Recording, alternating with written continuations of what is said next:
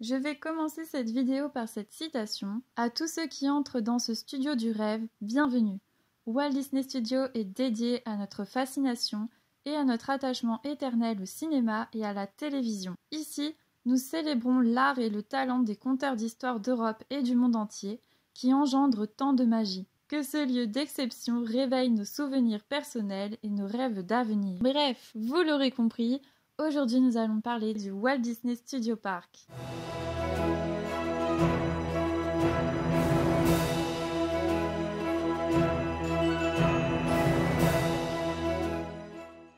Salut la Dream Team, c'est en revisionnant une de mes anciennes cassettes Disney que j'ai pu redécouvrir la pub qui nous parlait d'un tout nouveau parc qui allait ouvrir ses portes et qui est le Walt Disney Studio. Dans cette pub, Donald arpentait les ruelles du studio, il faisait quelques attractions en lien avec le cinéma et la pub se terminait par la phrase Walt Disney Studio à Disneyland Resort Paris, venez vivre la magie du cinéma. Si vous voulez la visionner, vous n'êtes pas obligé de regarder la cassette Disney où j'ai pu la retrouver.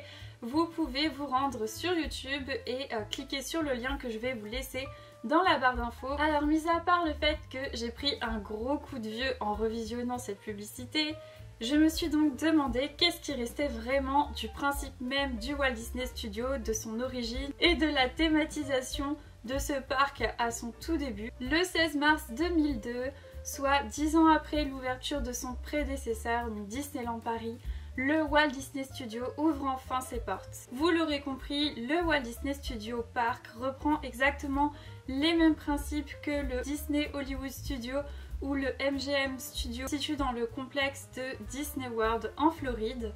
C'est-à-dire qu'il va mettre en avant le 7e art. Contrairement au parc principal où l'on rentrait en totale immersion dans les films d'animation Disney, au Walt Disney Studio, il nous était possible de découvrir les backstage et les secrets de fabrication des films et des films des studios d'animation. Cependant, pour ce second parc parisien, il fallait vraiment donner une touche européenne au cinéma et au 7e art.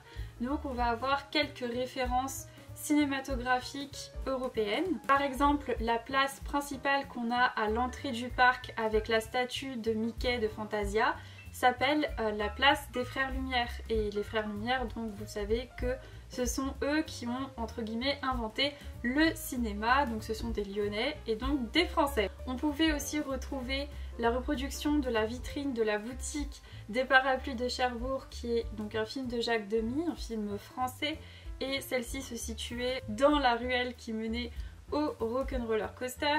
On avait aussi quelques citations et références à des réalisateurs de la nouvelle vague quand on faisait le studio Tram Tour. Et il y a bien sûr d'autres éléments cachés qui font référence au cinéma européen. Ils ont en plus des Imagineers, donc des ingénieurs, dû faire appel à des spécialistes dans le 7e art. On y retrouve notamment Rémi Julien qui était un très grand cascadeur. Je dis qui était parce que malheureusement il a disparu assez récemment.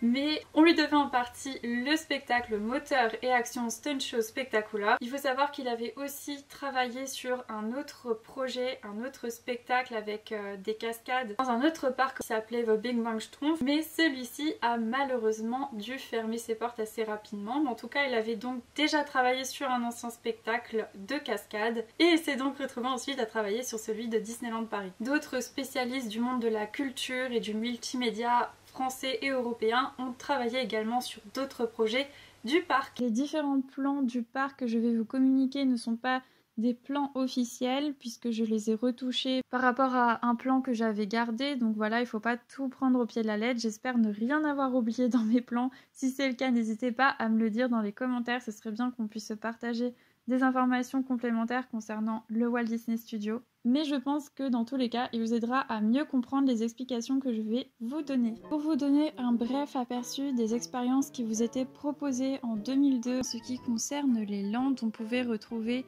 Frontlot, qui était vraiment un endroit dédié à la glorification et à l'âge d'or des studios hollywoodiens. Ensuite, on a la partie Production Country Yard, où là on assiste vraiment à la magie du cinéma et on en découvre ses secrets. Tout en haut, on avait donc la partie backlot qui mettait vraiment en avant les effets spéciaux qui concernent en fait les cascades et les sensations fortes que l'on peut retrouver et ressentir aussi dans le cinéma et le monde de l'audiovisuel. Pour finir, on avait un 4e land, donc là où on a Animagic et The Art of Disney Animation, qui s'appelait donc The Animation Country Yard, où on nous faisait découvrir les secrets des films d'animation, de leur conception, et où on nous faisait directement plonger dans l'univers Disney et par la suite Disney Pixar. En termes de superficie, celui-ci était environ 2 fois moins grand que le parc principal et c'était au final 10 attractions. Et quand je dis 10 attractions, je compte aussi les spectacles puisque sinon il y avait beaucoup moins d'attractions dans ce parc. Dans la partie Production Country Yard, on pouvait retrouver Cinémagique qui est un spectacle qui se situait à l'intérieur du Studio 2 où nous pouvions donc assister à une séance rendant hommage à l'histoire du cinéma et ses différents genres. Retrouvez entre autres un passage du film musical français Les Parapluies de Cherbourg. Toujours dans cette zone, on pouvait retrouver le Disney Channel Cyberspace. Cette attraction consistait vraiment à nous montrer la conception et la diffusion en direct des dessins animés de Disney Channel vers nos téléviseurs. Un peu comme les backstage, on nous montrait la régie et d'autres équipements qui nous permettaient donc de retrouver nos personnages préférés à l'écran. Il y avait donc une première partie explicative avec une présentatrice, puis on terminait la visite dans une grande salle qui était dédiée à la créativité et où on pouvait faire plusieurs activités. Maintenant, on va remonter un petit peu et on va s'arrêter dans Backlot, où là, on avait le Rock'n'Roller Coaster avec Aerosmith. Bon, même si beaucoup d'entre vous savez de quoi il s'agissait, je suis quand même obligée de vous le rappeler puisque c'est une attraction qui existe depuis l'ouverture et qui a été fermée assez récemment. C'est vrai que celle-ci s'éloignait un petit peu de la thématique principale, donc qui était le cinéma, mais elle proposait quand même un contenu qui était en lien avec l'audiovisuel, puisqu'en fait cette attraction met en évidence l'importance du mixage son et de la musique. Après avoir découvert quelques reliques de l'histoire de la musique dans la file d'attente, le groupe de rock Aerosmith nous invite à écouter leur musique et à embarquer dans une montagne russe comportant de nombreux loopings et où les rails sont en fait des pistes audio lues par le passage du wagon. Juste à côté, on pouvait retrouver le spectacle Moteur Réaction Stunt Show Spectacular. C'était un spectacle de cascade, je dis bien qui était puisqu'il est fermé depuis à peu près l'apparition du Covid-19 et malheureusement je n'ai pas retrouvé d'écrit officiel sur internet disant que l'attraction avait définitivement fermé ses portes ou si elle va être rethématisée. Quoi qu'il en soit, vous pouviez donc assister à un spectacle de cascade et découvrir comment on arrive à faire certains trucages en direct et quels sont les trucages et les risques que prennent du coup les cascadeurs à faire certaines séquences de films d'action. Toujours dans Backlot, on pouvait retrouver l'attraction Armageddon, les effets spéciaux, où en fait on nous invitait à revivre une scène du film dans laquelle nous devions faire face à une pluie de météorites dans la station spatiale. Celle-ci était donc présente dans le Studio 7. Alors le Studio Tram Tour, je ne sais pas vraiment où vous le mettre sur la carte, je ne sais pas s'il appartenait au Animation Country Yard ou au Production Country Yard, mais en tout cas dans celle-ci on était à bord d'un très long tram. Deux célébrités nous expliquaient ce à quoi pouvait ressembler un décor de tournage créé de toutes pièces. Il n'était pas improbable d'y trouver quelques objets et véhicules issus de films et d'attractions. Dans les premières années, il me semble qu'on pouvait même passer devant le costuming, un bâtiment dédié à la création et à la réparation de costumes pour les deux parcs. Mais la scène la plus célèbre et qui n'a toujours pas changé à l'heure actuelle, c'est celle de Catastrophe Canyon. Dernière partie que je n'ai pas encore abordée, c'est l'Animation Country Yard. On pouvait donc y retrouver The Magic of Disney Animation. C'était une attraction divisée en 3 parties. La première, on entrait dans une salle dédiée à d'anciens instruments servant à créer de l'animation. Une vidéo nous était présentée par le neveu de Walt Disney, Roy Edward Disney, et par Walt Disney lui-même avec certains trucages. Cette vidéo nous mettait en avant vraiment l'évolution des différentes techniques de l'animation de la préhistoire jusqu'à, on va dire, l'utilisation de la caméra multiplane. Je vais pas pouvoir vous dire jusqu'à nos jours puisque finalement, il me semble pas que les techniques de l'animation 3D nous était encore dévoilée à cette époque-là, même si ça commençait à apparaître. La seconde pièce nous montrait en fait un mélange d'extraits de films d'animation Disney et Pixar. Et dans la troisième pièce, un animateur voulait nous expliquer comment les dessinateurs et animateurs sont-ils parvenus à créer le personnage de Mouchou. Et donc, ceci nous amène à une autre attraction, puisque en sortant de celle-ci, on retombait donc dans une grande pièce où il nous était possible de créer nous-mêmes des effets d'animation en participant à certaines activités, mais aussi en faisant celle du Art of Disney Animation. Celle-ci consistait à nous apprendre à dessiner pas à pas avec l'aide d'un animateur un personnage Disney qui changeait au fur et à mesure des séances. Des chevalets et du matériel à dessiner nous étaient confiés. Je crois pas l'avoir revue suite au Covid. Après, c'est vrai que je ne l'ai pas refaite depuis, mais elle était vraiment intéressante et pertinente. J'avais fait plein de dessins et honnêtement, même Thomas qui n'est pas forcément à l'aise avec ça avait réussi quand même à reproduire des personnages Disney de qualité, donc je trouve que c'était vraiment très instructif. Toujours dans cette zone, en dessous et à droite, on pouvait retrouver les tapis volants. Pour celle-ci, le génie nous invite à prendre notre plus belle pose pour son prochain film à bord de ces tapis volants. Donc même dans la file d'attente, il y avait quelques références au cinéma. Il me semble même qu'il y avait des feuilles de service qui étaient exposées. En tout cas, il y a de chouettes éléments en lien avec le cinéma dans la file d'attente. Et juste à côté, on pouvait donc retrouver le spectacle Animagique. Je vais vous faire un bref résumé de cet ancien spectacle. Après une dure journée de travail à dessiner dans les studios, Mickey s'en va le premier en interdisant à Donald d'ouvrir une porte avec une clé. Vous connaissez Donald, il va, malgré l'interdiction, ouvrir cette porte et se retrouve plongé dans l'univers des personnages Disney. Il sera majoritairement accompagné de marionnettes et ainsi nous pouvions assister à différentes techniques chinoises et pargoises du théâtre de lumière noire. Et donc ce spectacle se situait au Studio 3. Maintenant nous allons passer en revue les dates clés concernant l'évolution du parc. La plus grosse évolution a à mon sens eu lieu lors du 5e anniversaire du Walt Disney Studio Park en 2007 où on a pu retrouver de nouvelles attractions et un nouveau land qui s'appelle le Hollywood Boulevard. Donc dans celui-ci on a bien sûr The Twilight Zone Tower of Terror, donc la tour de la terreur, ou la Hollywood Tower.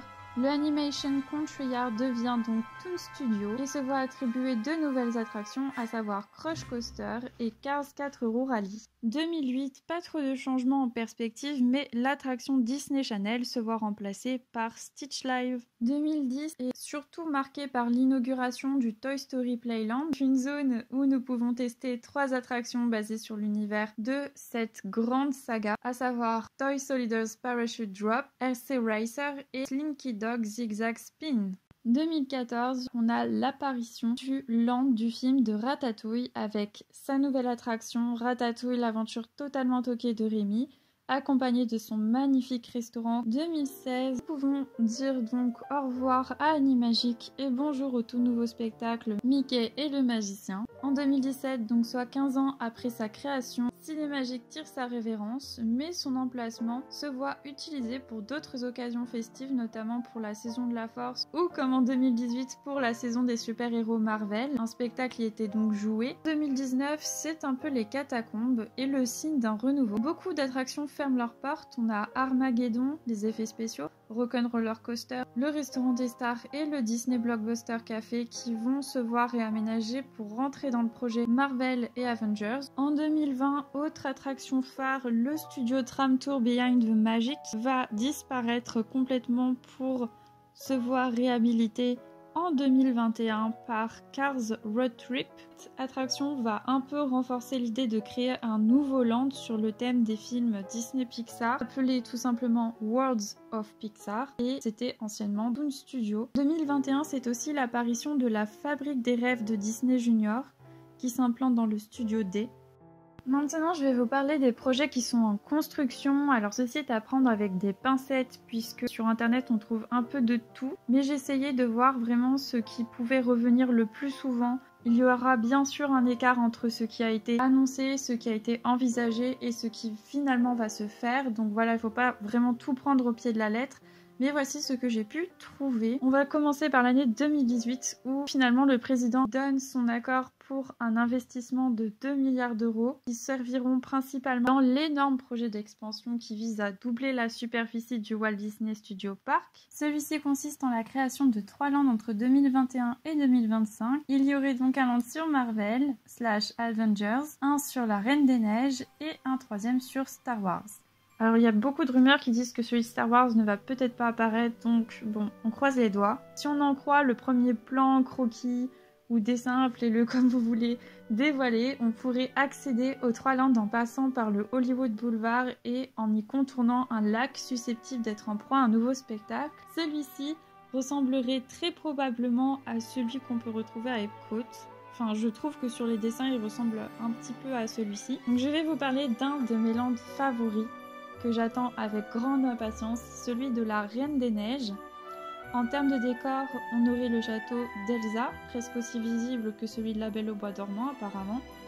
Je dis bien presque, puisqu'il va être un peu éloigné. On y retrouverait également une montagne gelée d'environ 40 mètres de haut, un restaurant, une attraction et un endroit pour rencontrer les princesses. Pour le land Star Wars, c'est un peu le même principe. On aurait l'impression de se retrouver au beau milieu de la planète Batuu.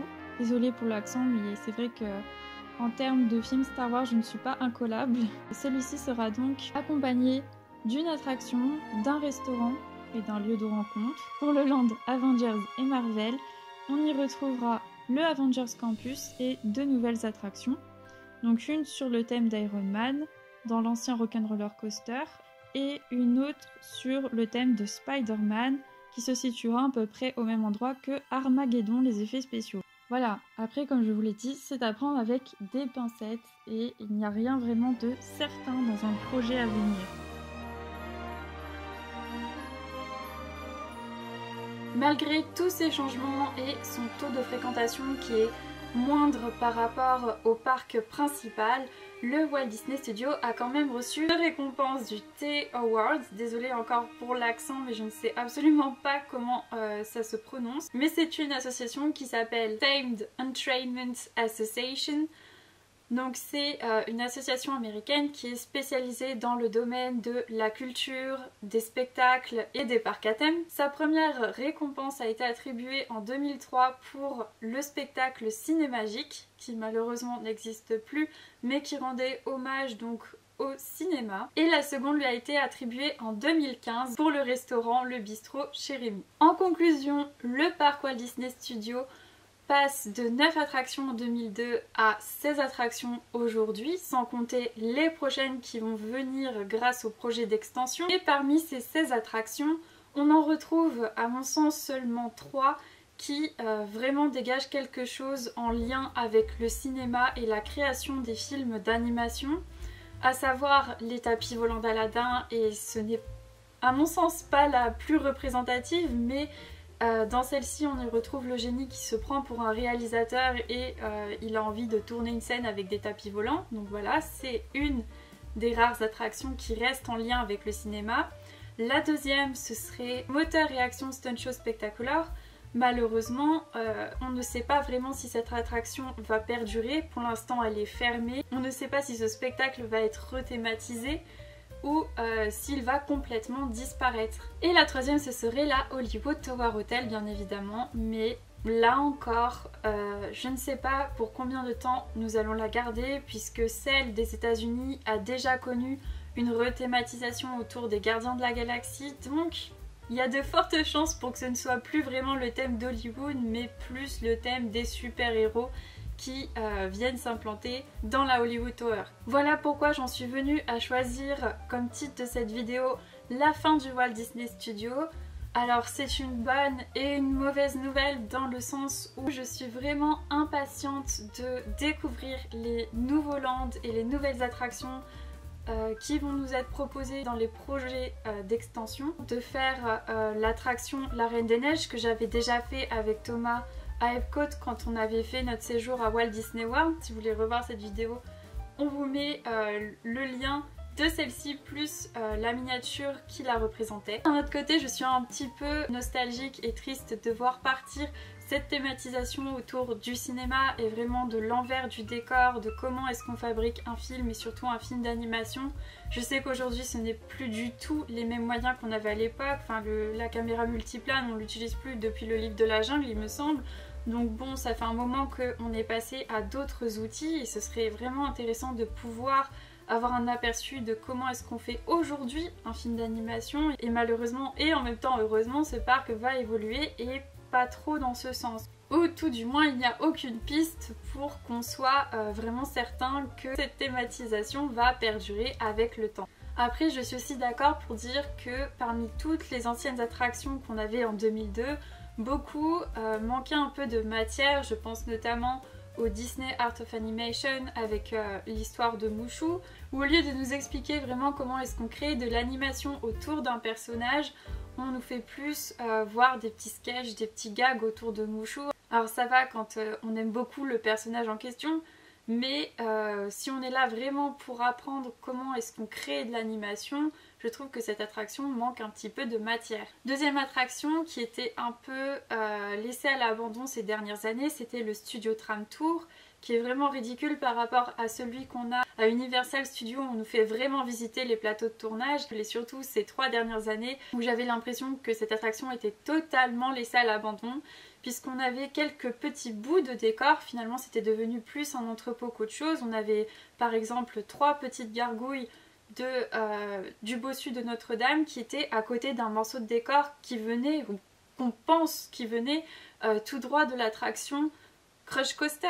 Donc on se demande déjà qu'est-ce qu'ils faisaient là, puisque ça n'avait rien à voir avec ce que nous disaient les personnages à la télévision qui étaient diffusés dans le Studio Tram Tour.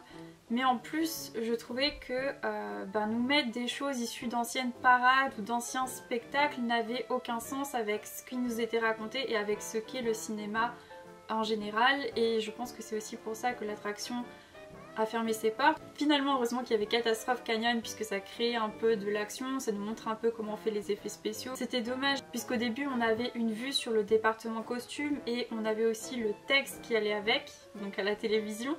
Mais malheureusement on ne passe plus par là et on nous parle quand même de l'importance des costumes dans le cinéma, mais on n'a pas vraiment un visuel à côté. Donc bon, c'est vrai que cette attraction manquait de matière dans les années qui ont suivi, et je trouve ça dommage finalement que plusieurs attractions comme ça qui étaient pertinentes mais finalement pas assez abouties n'aient pas eu une réhabilitation ou une réhabilitation un peu comme le Phantom Manor, où on va ajouter quelques éléments pour approfondir l'attraction. Ça aurait été pertinent, je pense, pour ces attractions-ci, d'ajouter un petit quelque chose. Et donc justement on en vient aux projets qui ont été abandonnés et qui étaient vraiment en lien avec le cinéma. À un moment donné, il était vraiment question que des animateurs qui venaient du Walt Disney Studio Animation France viennent travailler dans le parc et qu'on puisse donc les voir travailler et faire une petite visite guidée dans le Disney Art of Animation. Ce projet a été abandonné pour plusieurs raisons. L'autre projet abandonné consistait à nous faire découvrir l'importance du mixage son pour un film d'animation. Donc là aussi, il aurait pu nous être possible de visiter un studio de mixage son et ensuite à la fin de participer au doublage d'une séquence d'un film d'animation, et je trouve ça vraiment top. Enfin, ça aurait été top de pouvoir faire ça. Je rêve vraiment de pouvoir un jour prêter ma voix pour un film, même si c'est une attraction ou quelque chose de fictif. Je trouve vraiment cette expérience enrichissante et à la fois amusante, et puis ça peut vraiment, je pense, plaire aux enfants et leur faire découvrir l'univers de l'animation, leur montrer comment on donne vie à leur personnage préféré. Dans mes hypothèses pour la suite, alors là je vais vraiment vous faire part de mon ressenti, il faut prendre les choses avec pincette puisque c'est mon avis et mes hypothèses. Et donc pour la suite, j'ai quand même l'espoir que certaines attractions autour du cinéma réapparaissent une fois que les 3 landes seront inaugurées, puisqu'il y a certains éléments qui me laissent penser que certaines choses vont réapparaître ou renaître. Je pense notamment au Disney Art of Animation. Déjà, on ne comprend pas vraiment pourquoi on peut rencontrer Anna, Elsa et Christophe sous le chapeau de Mickey dans l'apprenti sorcier, donc dans le film Fantasia. Et donc cette rencontre avec les personnages, j'espère qu'elle pourra se faire dans le land de la Reine des Neiges, d'autant plus que dans la salle d'accueil ou de présentation, celle où on nous fait atteindre et où on est face à une télévision qui nous dit que on va bientôt rencontrer Anna et Elsa. Donc dans cette salle là, on a toujours quelques éléments en lien avec le film d'animation et en lien avec le Art of Animation. On a encore, il me semble, un zootrope. On peut voir aussi les rails de la caméra multiplane. Donc bon, tous ces éléments là qui n'ont pas encore disparu pour laisser place à la Reine des Neiges dans ce bâtiment, me laisse penser et me donne espoir que l'attraction réapparaisse une fois que le Land de la Reine des Neiges aura réouvert. Encore une fois, ce n'est que mon hypothèse et mon point de vue et mes espérances puisque j'adore le cinéma et la création des films d'animation me passionne énormément. Il y a aussi d'autres éléments comme le fait que le Walt Disney Studio continue à s'appeler pour l'instant le Walt Disney Studio Park et si vraiment il n'y a plus rien autour du cinéma, autour de la conception des backstage des films et des films d'animation, alors vraiment ce titre n'a plus aucun sens et il faudrait qu'il se réadapte en fonction du thème, de la thématisation que le parc veut vraiment retranscrire aux visiteurs. Donc là pour l'instant s'il s'appelle toujours comme ça, j'ai l'espoir quand même que quelques attractions retournent autour de ce thème. Personnellement j'aimerais énormément qu'une fois que les 3 landes soient réouverts, on puisse avoir toute une partie une fois qu'on franchit le studio 1 qui soit uniquement dédié à la création et au backstage des films et des films d'animation et qu'ensuite on puisse passer dans un parc qui ressemble finalement au parc principal. Comme je vous le dis tout à l'heure, je suis vraiment impatiente de voir ces 3 nouveaux lands qui ont juste l'air impressionnants. Je sais pas si vous avez pu voir quelques photos du parc à venir, en tout cas si vous ne les avez pas vues, vous pouvez les retrouver en cliquant sur les liens que je vais vous mettre dans la barre d'infos. Quand on voit ce lac aussi immense, on ne peut que imaginer des spectacles avec de la pyrotechnie, avec beaucoup de jets d'eau. Enfin, j'imagine vraiment des choses incroyables autour de ces 3 landes et de ces 3 illustrations à venir. En tout cas, je suis curieuse d'avoir vos avis dans les commentaires. Quelles attractions et spectacles vous manqueront le plus et lesquels attendez-vous avec impatience? Vous l'aurez compris, cette vidéo touche à sa fin, j'espère qu'elle vous aura plu et que vous aurez pu revivre des souvenirs vraiment magiques et nostalgiques. Si c'est le cas, n'hésitez pas à liker cette vidéo et à vous abonner à notre chaîne YouTube, ça nous ferait extrêmement plaisir et ça nous encouragerait énormément. La prochaine vidéo sortira le 27 novembre, donc soit le week-end de l'Avent. Et ce sera un haul Noël spécial Disneyland Paris. Pour celui-ci, je serai en compagnie de Thomas et il a énormément de choses à vous communiquer concernant le contenu de notre chaîne pour le mois de décembre. Sachez que vous pouvez également communiquer avec nous sur Instagram où nous y publions énormément de contenu en lien avec Disneyland Paris.